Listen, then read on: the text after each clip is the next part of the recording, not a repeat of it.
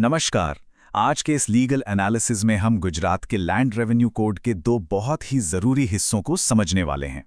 इसे हमने एक सिंपल स्टडी गाइड की तरह तैयार किया है ताकि हर एक पॉइंट एकदम आसानी से दिमाग में बैठ जाए। तो आज हम क्या क्या कवर करेंगे? सबसे पहले एक छोटा सा इंट्रोडक्शन लेंगे। उसके बाद हम दो मेन पिलर पर फोकस करेंगे। पहला है आदिवासी भूमि की सुरक्षा, यानी a law for protecting tribal land, और दूसरा है जमीन का रिपोर्ट कार्ड, जिसे हम रिकॉर्ड ऑफ राइट्स या ROR कहते हैं।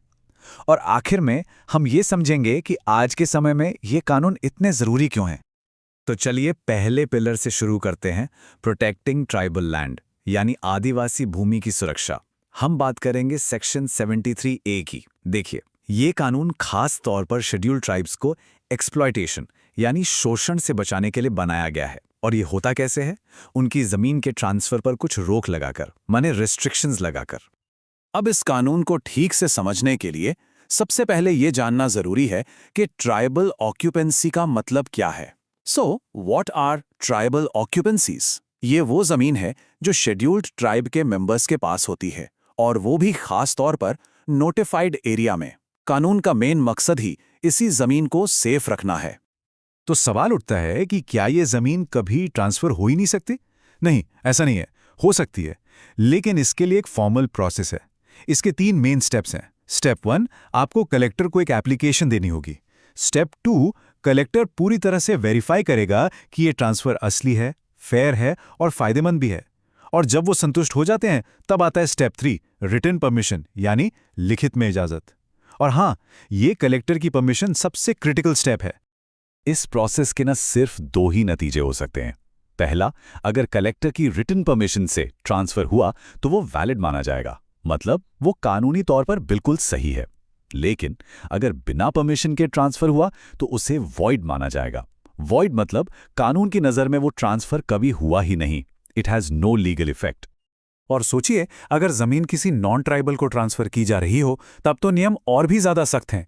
अगर बिना खास परमिशन के ऐसा किया गया तो जमीन सीधे सरकार के पास चली जाती है, ऑटोमेटिकली। ऐसे में जो नॉन ट्राइबल खरीदार है वो अपना सारा पैसा और जमीन पर सारे अधिकार खो देता है। ही लूजेज ऑल राइट्स। और बात सिर्फ यहीं पर खत्म नहीं होती। गैर कानूनी तरीके से आदिवासी जमीन खरीदने पर एक भारी पेनल्टी भी है। जानते हैं कितनी? जमीन की जो भी कीमत है उसका 3 गुना तक जुर्माना लग सकता है। Yes, a fine up to 3 times the value of the land. हमारी जुडिशरी यानी न्यायपालिका भी इस प्रोटेक्टिव अप्रोच को पूरा सपोर्ट करती है। सुप्रीम कोर्ट ने समता we state of Andhra Pradesh के एक लैंडमार्क केस में साफ साफ कहा था कि आदिवासी भूमि आदिवासियों के लिए ही संरक्षित की जानी चाहिए। ये बात सेक्शन 73AA जैसे कानूनों के मूल सिद्धांत को और मजबूत करती है। तो असल में प्रैक्टिकली ये कानून इतना जरूरी क्यों है?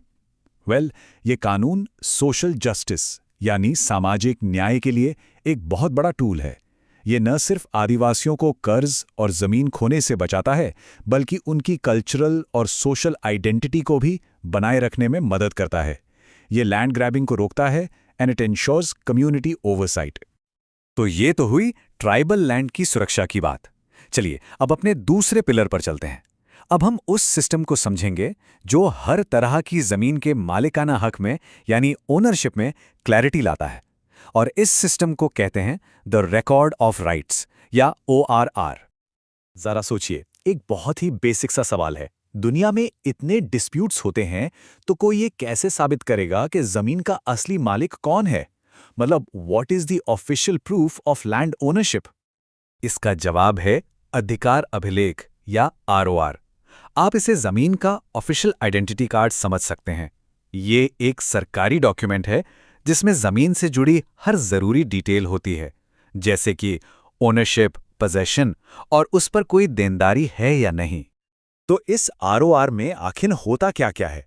देखिए, इसमें जमीन के लीगल ओनर का नाम होता है, जमीन किस टाइप की है, एग्रीकल्चरल है या कुछ और, सरकार को कितना रेवेन्यू टैक्स देना है, और क्या उस जमीन पर कोई लोन या लीज है। So basically it's a complete summary of the properties legal status. लेकिन जब जमीन बिक जाती है या विरासत में किसी और को मिल जाती है, तब क्या होता है? तब ROR को अपडेट किया जाता है। इस अपडेट की प्रोसेस को म्यूटेशन कहते हैं। ये ज़रूरी है ताकि रिकॉर्ड हमेशा एक्यूरेट यानी बिल्कुल सही रहे। और कानूनी लड़ाई में वहां आरओआर एक बहुत बहुत मजबूत सबूत माना जाता है।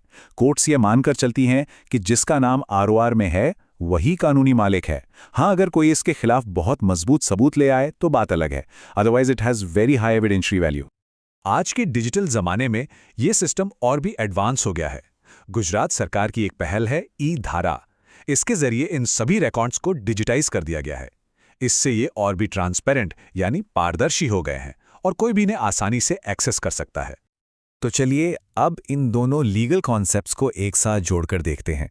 सेक्शन 73AA और आरओआर, ये दोनों मिलकर गुजरात के लैंड एडमिनिस्ट्रेशन के लिए इतने फंडामेंटल, इतने ज़रूरी क्यों हैं? Let's summarise. तो ये हैं आज के सबसे ज़रूरी पॉइंट्स। एक तरफ सेक्शन 73A कमज़ोर समुदायों को सोशल जस्टिस और प्रोटेक्शन देता है, वहीं दूसरी तरफ आरओआर यानी रिकॉर्ड ऑफ राइट्स हर किसी के लिए क्लैरिटी और लीगल सर्टेनिटी, मतलब कानूनी तौर पर पक्की गारंटी देता है। तो एक कानून सुरक्षा का है और दूसरा स्पष्टता का। और अंत में एक सवाल जिस पर हम सबको सोचना चाहिए। ये कानून यकीनन बहुत मजबूत हैं, लेकिन जैसे जैसे हमारी दुनिया और टेक्नोलॉजी बदल रही है, हमारे सामने चैलेंज ये है कि हम इन प्रोटेक्टिव कानूनों को भविष्य के लिए और भी बेहतर और इफेक्टिव कैसे बना सकते हैं।